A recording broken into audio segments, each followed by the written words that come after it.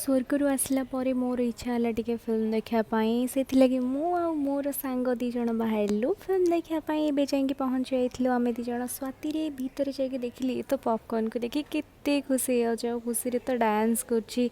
ତାପରେ ମୁଁ ଟିକେ ଷ୍ଟାଇଲ୍ ମାରିଦେଲି। ତାପରେ ଟିକେ ୱେଟ୍ କଲା ପରେ ଯେହେତୁ ଆମର ଟାଇମ୍ ହେଇନଥିଲା ଟାଇମ୍ ହେଇଗଲା ପରେ ଆମେ ଭିତରକୁ ଯାଇକି ଫିଲ୍ମ ଦେଖିଲୁ। ଫିଲ୍ମକୁ ବହୁତ ଏନ୍ଜୟ କଲୁ। ଆଉ ଯଦି ଆପଣମାନେ ବି ଦେଖି ନାହାନ୍ତି ଫିଲ୍ମ ତାହେଲେ ଯାଇକି ଫିଲ୍ମ ଦେଖନ୍ତୁ। ଓଡ଼ିଆ ଫିଲ୍ମ ବହୁତ ଭଲ ହେଇଛି ତ ସମସ୍ତେ ଯାଆନ୍ତୁ। ତାପରେ ଫିଲ୍ମ ଦେଖି ସାରିଲା ପରେ ଏବେ ମୁଁ ବାହାରି ଗଲି ରୁମ୍କୁ ଯିବା ପାଇଁ।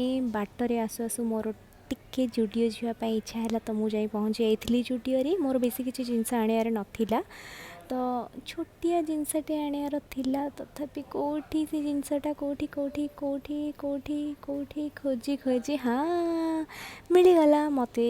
ଏଇଟା ଆଣିବାର